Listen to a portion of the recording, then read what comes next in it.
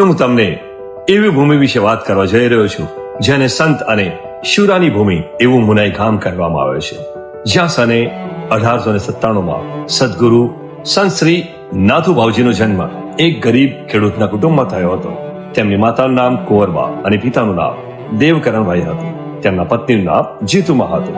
તેઓ શ્રીએ 4 ચોપડીનો અભ્યાસ કરેલ, રોજ ખેતીકામ જાતે કરે અને બપોરે ઘરે આવી ધાર્મિક પુસ્તકો વાંચતા. સાધુ સંતોને ઘરે બોલાવી સેવામાં લાગી મનમાં ગૂંચતા પ્રશ્નોનું સમાધાન કરતા. તેઓનામાં શરૂઆતથી જ દયા, ઉદારતા, પ્રેમ, સહિષ્ણુતા અને નિડરતાના ગુણો હતા.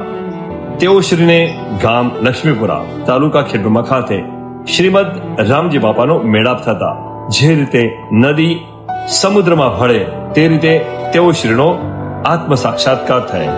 આમ તેઓના આધ્યાત્મિક ગુરુ શ્રીમદ રામજી બાપા હતા. રામજી બાપાના મોક્ષ ગમન વખતે હાજર મુમુક્ષોને તેઓ શ્રીએ જણાવેલ, હવેથી તમારા જીવનના કલ્યાણ માટે નાથુ બાપાને મળવું. શ્રીમદ રામચંદ્રની વાણીનો પ્રભાવ તેમનામાં પડેલ હતો. ગરીબોને ત્યાં જઈ ખબર ન પડે તે રીતે ખાવા માટે અનાજ નાખી આવતા.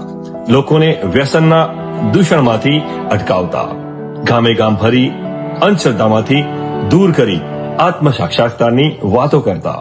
જે ગામમાં જતા ત્યાં પશુ પક્ષીઓ માટે દાણા અને પાણીની વ્યવસ્થા કરાવતા. રાજસ્થાન રાજ્યના ઉદયપુર જિલ્લાના ગામ કેજડ, તાલુકા સિંગતલામાં આવેલ એક બ્રાહ્મણના મોટી રકમના દેવાની ચૂકવણી તેની ગેરહાજરીમાં પોતે કરેલ.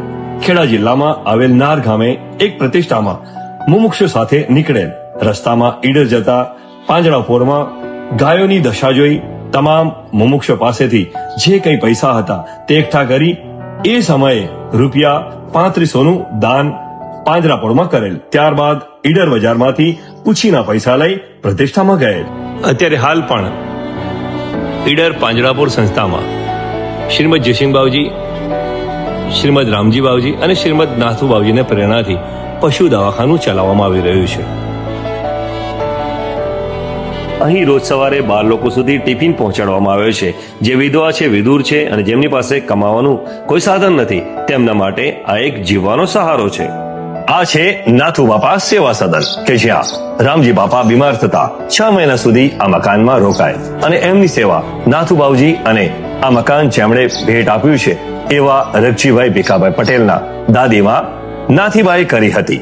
દર રવિવારે અહીં બાળ સંસ્કાર કેન્દ્ર પણ ચાલે છે, જેમાં તમામ જ્ઞાતિના લગભગ 40 થી પણ વધુ બાળકો આધ્યાત્મિક જ્ઞાન અને સારા સંસ્કાર મેળવે છે. દર શનિવારે શ્રીમદ જયસિંહ બાવજીના પ્રવચનનું પ્રસારણ કરવામાં આવે છે, જેમાં 100 થી વધુ લોકો જોડાય છે અને પ્રસાદ લઈ છૂટા પડે છે. મુંડેડી ગામે લુક બાવજીના દેવસ્થાને બાધા નિમિત્તે જીવ હિંસા થતી તેને તેઓ શ્રીએ સતબોધથી અટકાવેલ. મુનાઈ ગામે પણ આવી જ પશુ હિંસા થતી હતી, તેને નિડરતાથી અટકાવેલ. તે સમયે વાહનોની સગવડ ન હોવા છતાં ચાલતા જિલ્લામાં ગામે ગામ, જિલ્લા બહાર જઈ સામે ચાલી આત્માના ઉદ્ધારની વાતો કરતા.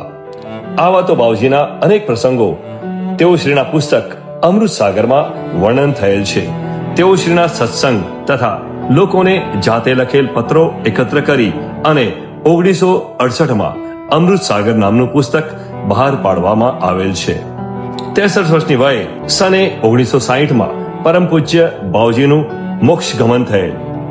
તેમના મોક્ષ ગમન બાદ આજે પણ તેમની વાતો યાદ કરી આત્મ સાક્ષાત્કાર માટે સત્સંગ મેળાવડાનું આયોજન કરવામાં આવે છે અને એમના ચિંદેલા રાહ પર ચાલવાનું કામ શ્રીમદ નાથુ બાપા સ્મૃતિ મંદિર ટ્રસ્ટ મુનાઈ દ્વારા કરવામાં આવે છે.